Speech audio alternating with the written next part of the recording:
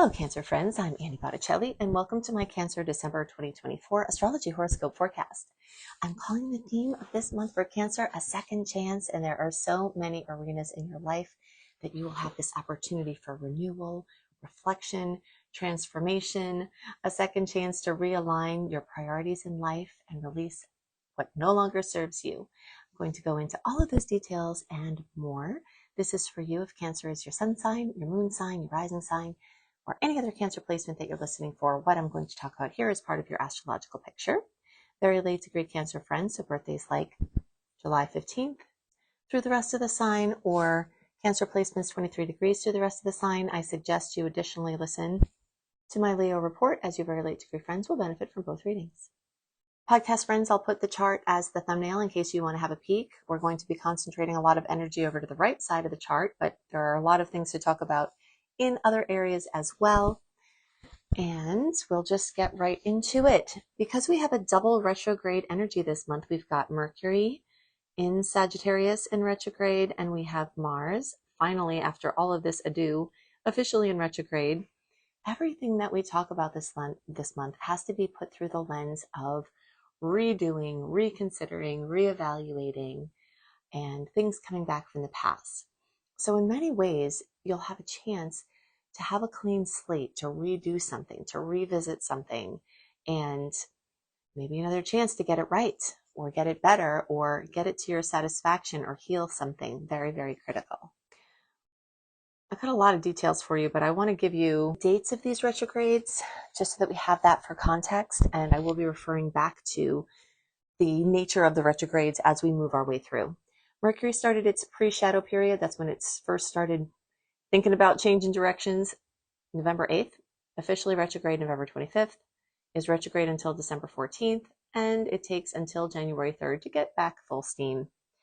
Mars started its shadow period much more before. This is a longer transit. It happens less frequently. October 7th, we started that decline into Mars retrograde. December 6th is when it officially goes retrograde, and that will be so until February 24th of next year. And it will take until May for that to wear off. We also have 3 moons we're going to talk about, and I will be sprinkling those energies in. Mercury is retrograde in the sign of Sagittarius. The sun is in Sagittarius, and also in the days around December 1st, we have a new moon at 9 degrees of Sagittarius. A lot of energy in Sag. I mean, this is the Sag month, so we would expect this, but the Sagittarius energy did start sooner than it usually does. It started in early November, at least, and so we've been working with this for a while. Now, this does create a point of tension. These planets create a point of tension for Cancer. This does not have to be a bad thing. Sometimes it can create challenging experiences, but it's intentionally made to make you feel uncomfortable. This is a time where certain discomfort is actually could be good for you, because certain things, information has to come out in order for you to get your second chance to do some things differently here. So the way that I see fire transits for a water sign is it's the fire underneath your watery pot, and it makes things bubble up with possibilities, bubble up with agitation, aggravation, bubble up with inspiration, opportunities, and it just sort of stirs the pot here, and it is a catalyst and brings you into action. And even though we do have double retrograde energy, actions are fine, and actions will be necessary with all of this fire energy and the way that all of this is presenting. But the thing to know when you guide your actions is that the waves, the tides, are coming in. Okay, so you're on the shore, the tides are coming in. So when you take actions, experimental actions, inner actions, small steps that could wind up, resulting in this big outer goal here, all of those are fine. What doesn't work well with the Mars and Mercury retrograde is trying to make the big steps towards those goals and try to skip over the fact that the tides are coming at you, because anything you throw out there is going to come back to you. Okay, so if you just kind of keep that energy in mind, you think experimental, think bridge agreements, think short-term and flexible contracts and agreements and situations, think trying things on. So as these actions come up for you and these opportunities come up, just keep this retrograde story in mind. The catalyst energy is there. The retrograde energy is there, bringing things back from the past. This is a time for you to hang out in your web, be that spider for a long time now, because of the long Mars retrograde. where you wait for things to come to you and you don't conjure things.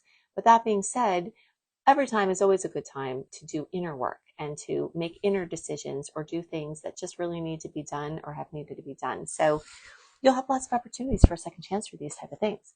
One of the biggest arenas that you'll see second chances come up is in your health and wellness.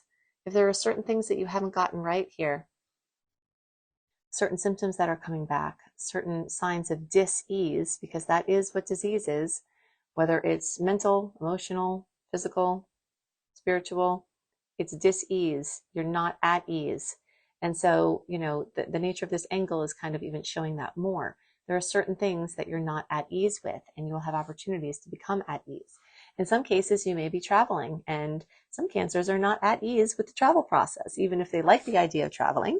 So, you may find that you have to get a little uneasy in order to grow, or another chance to embrace a circumstance where you can have your Sagittarius energy horizons expanded. The opportunity for travel looks like it abounds. And although some travel may be called into question, other travel may pop up last minute. But the energy of Sagittarius is very strong. So a lot of second chances here can also come in the form of education. Chances to teach someone something, maybe how to treat you, right? Because we teach people how to treat us with our boundaries or lack thereof. You may have an opportunity to learn something from someone in a formal education setting, or just learning general lessons or other information. This could be a strong learning curve, and your passions may be strong for learning. You may be going back to learning something that you learned in the past, maybe going back to school, maybe doing something that has to do with the past. The new moon and the days around December 1st are going to give you this opportunity to make wishes along the things that you wish that you could have done better, that you have regrets about, or that you just want to take into your life moving forward.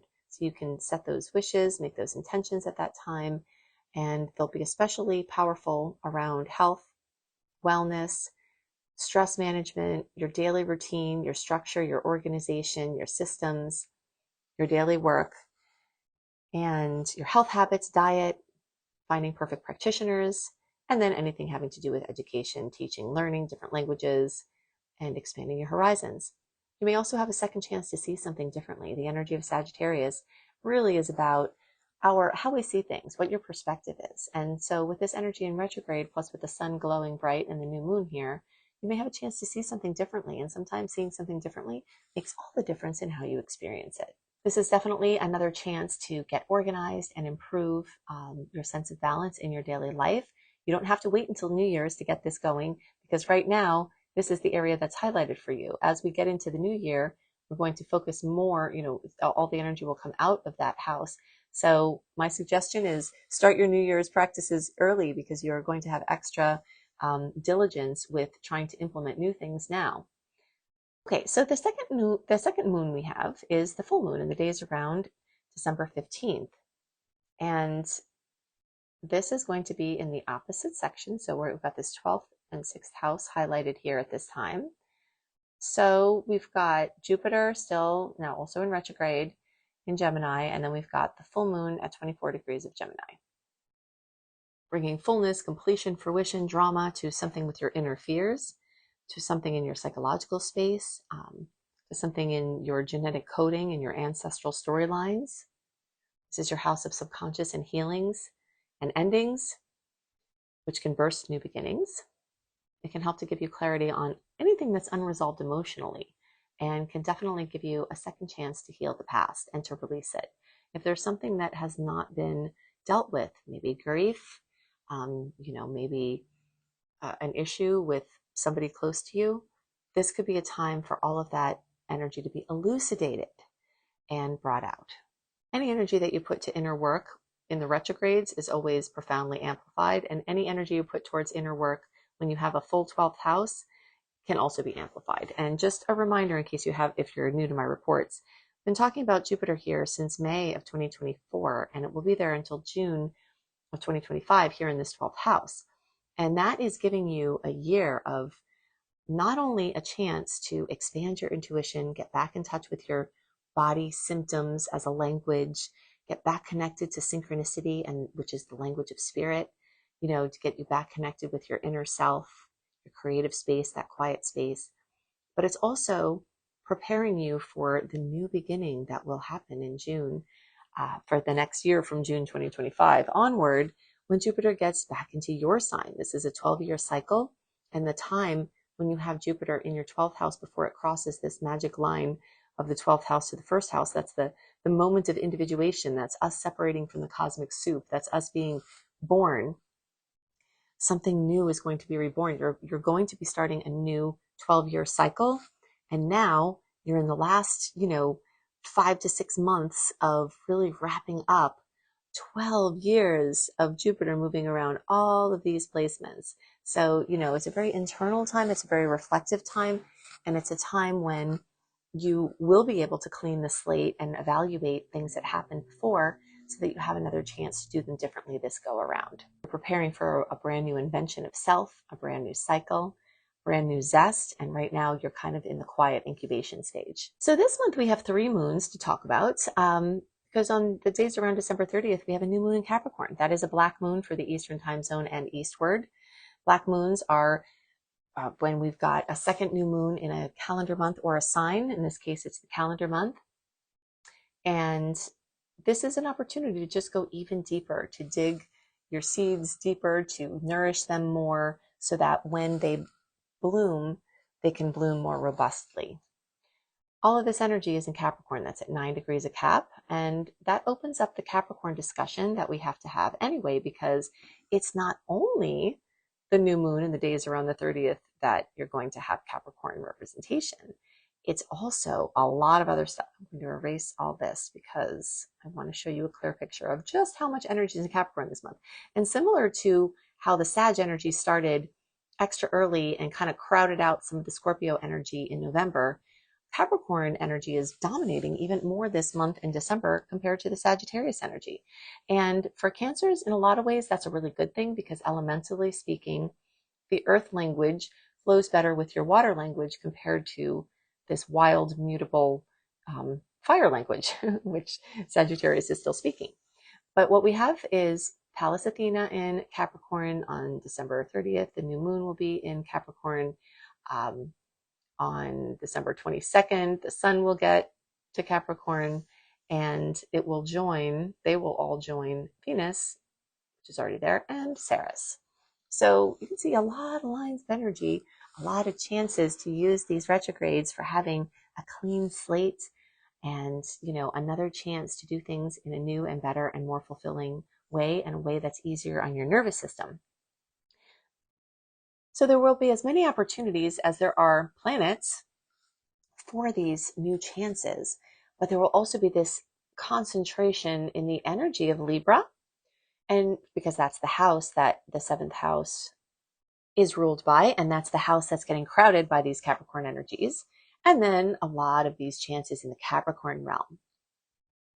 So from the Capricorn perspective, you may have a chance to set some things straight with some male energies in your life. Now, they may be specifically male, or they may be, sort of a male type of energy, gender not necessarily related. It could be a parental figure, but a lot of times this is father figure. This is father, brother, son. And there may be people in your life that you need to have a clean slate with. There may be healing. There may be forgiveness. There may be grief. There may be something like this that you have to come to terms with to get to your next level. And remember that Capricorn energies are 180-degree opposite of Cancer energies. So this is like polarizing yourself. This is you, the business person, and you, the sensitive family person. Cancer, Capricorn is that polarity. That's you as the maternal figure. That's you as a person giving or trying to have structure, as an authority figure. These two parts of yourself, and the people in your life, mother, father, are holding this balance. And this is the polarity you're working with. So you're going to see a lot of that energy, your inner world and your outer world, your place in the home, your place out in the world, coming up to, really try to find balance. And ideally, that's what you do. You keep all the balls in the air, you juggle them, and you wind up at this, a transcendent point, sacred geometrical triangle that balances it all out. So you do have a chance to reach epic balance and a second chance to do this better and get your footing about all of this. So a lot of opportunities in the Capricorn realm, opportunities to redo how you work, redo your work schedule, reconsider your work path, reconsider your employment and your job, reconsider your public life and your role as a father or father figure, or your role as a bringer of structure of any gender, a person representing that Saturnian energy that rules Capricorn. All of this is being reconsidered, and that you have another chance to do this differently and maybe set some things straight that have really been needing to be set straight for a while. Then, of course, there's the opportunities within the relationship sector. So the 7th and 8th houses, which are the ones that are aspected now and will be aspected as the planets move into Aquarius. So the next cycle, we're going into is deeper into the 7th house and then into the 8th house. So you've got a few months of these storylines of getting deeper into your relationships. Are there things that are unsaid that need to be said? Are there things that you need to come privately to terms with, so that you can show up better in your relationships? Are there things that you wish you could have done better or other people could have done better? You may need the support of a counselor or a friend or someone to hash these things out. It might be time to get a professional helper, whether it's for taxes or whether it's for your psychological space, whether it's for helping you around the house or whether it's for, helping you with your business. The 7th house being very active like this, gives you opportunities to get the support that you need. And that could be the thing that you're trying to get right this time, instead of trying to handle it on your own. And then that new moon in the days around the 30th gives you opportunity to make wishes along all these things that I just talked about and set intentions, so that you can use the power of wishing and the power of intention for the universe to support the direction that you're trying to move. The work that I do is really intended to help you live your best life. That is the focus of it. And my goal is to give you this information so that you can be your best self and live your best life. And so all of these tools and techniques that are suggested are rallied around conscious evolution and having the best experience possible. And I like to tell you not just what may happen, what energies you're working with, but how you can actively use these energies to play, an active role in your destiny and not just be a passenger in your life. Now let's roll in some more of this retrograde story. The retrogrades are especially poignant. The Mars retrograde is especially poignant for you because it's spending the predominance of its time in Cancer. Now it happens to be that Mercury Mars popped into Leo, and now it's retrograde in Leo right now. But a lot of this circuit has been direct in Cancer and then retrograde in Cancer, and then we'll go back again in Cancer. And this is really monumental for Cancer placements because usually we've got about 2 months per sign every 2 years and 2 months. Okay, so a Mars cycle is around 2 years and 2 months. And during that cycle, we get, a little bit, or like around 2 months, 8 to 10 weeks ish in our own sign. And during that time, we have a chance to refine how we use our energy, how we assert ourselves, how we get things done. And it's purposeful. And then Mars moves through all of the other houses and all of the other signs. And then we have a chance to redo our energy as it relates to those topics. But when we have it in our own sign, as Cancer does, for a lot of this circuit, and even though I said, it's popped into Leo right now, but we have to have this discussion because this is an ongoing storyline. And as you can see, it never gets, at 6 degrees here, it never really gets far enough out of Cancer to not also be affecting Cancer. So it's kind of just this constant storyline of how do you use your energy? Is it sporadic and then exhaustive? Is it inefficient? Do you feel overwhelmed? What do you need to not feel overwhelmed? What support do you need, or what system do you need to build? What kind of resting schedule or medical support do you need? What kind of emotional support do you need? How can you do things more efficiently? Instead of working harder, how can you work smarter? So, and have you been more aggressive with things than you should be, or not as assertive with things as you should be? And, very likely this is a story of rebuilding boundaries. Probably in certain areas of your life, you might be reactive or more assertive than is helpful in the situation. But then there are other places in your life where you feel like you don't even have a voice and can't speak up. And in those places where you are being assertive, you may also feel like you're raising your voice because you're not being heard.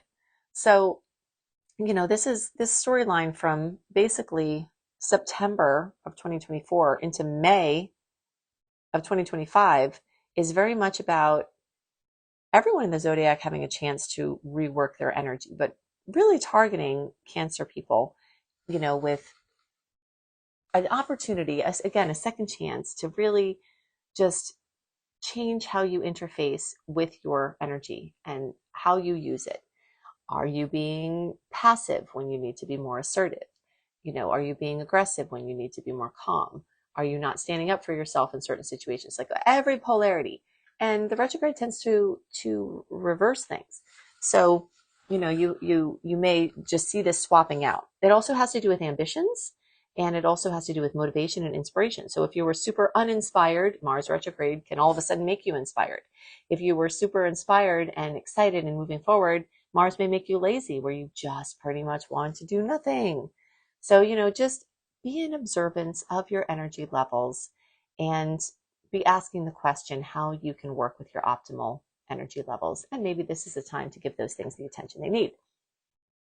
Okay, now that that foundational story is done, let's talk about where Mars actually is, which is in Leo and in your second house, okay? Because these are going to give you a lot of opportunities for your second chances, for redoing things, for reevaluating things.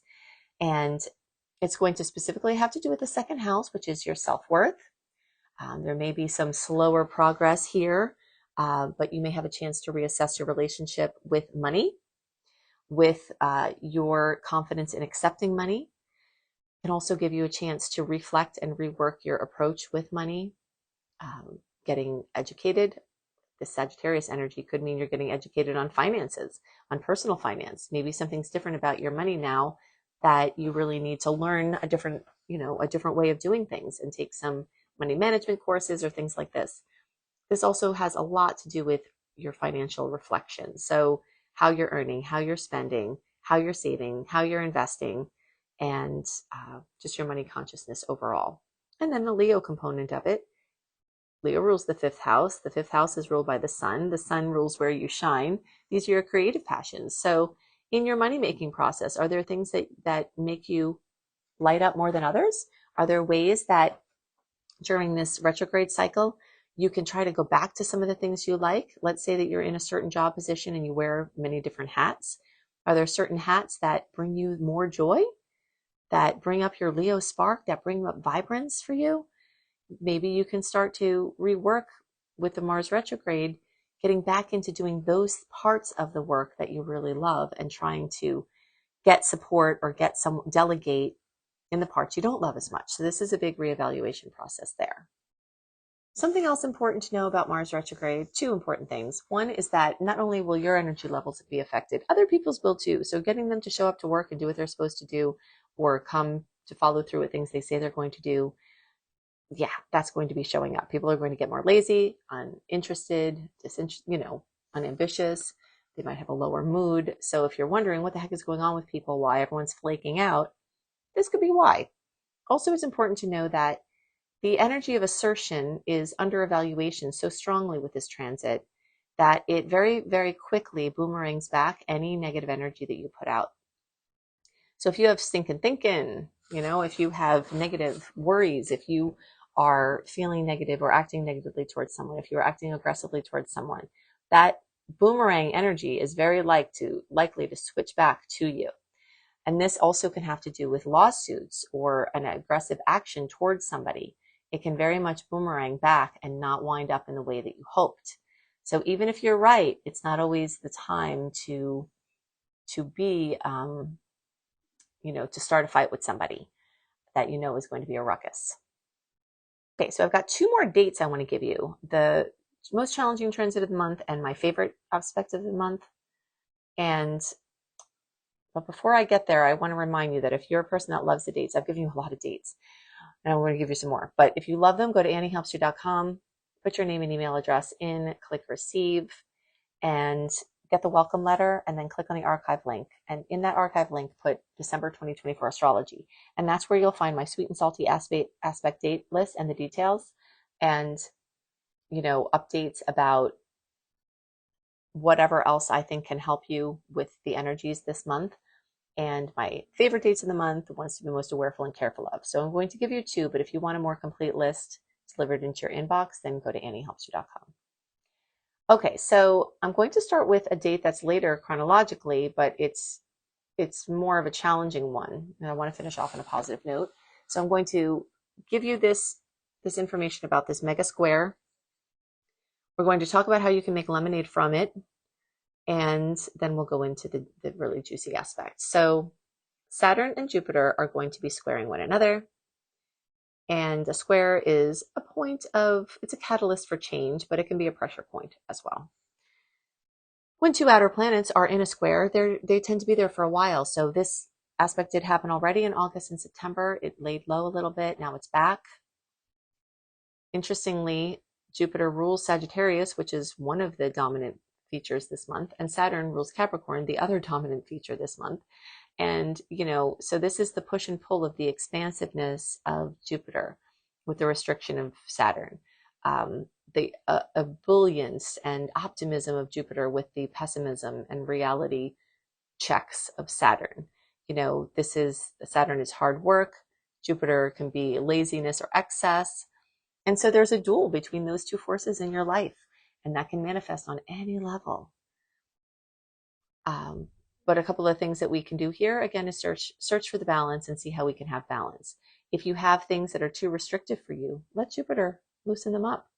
If you have some things that need to be, are too excessive and that need to have some Saturnian influence, let the square, firm those up for you, give you more boundaries and structure there. So you can use these points of tension for your benefit to balance out extremes and places in your life where you really need to have this type of balance.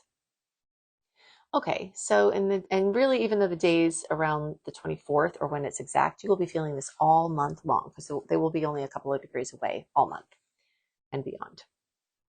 All right, so also mark down December 19th. The days around this date are my favorite of the month.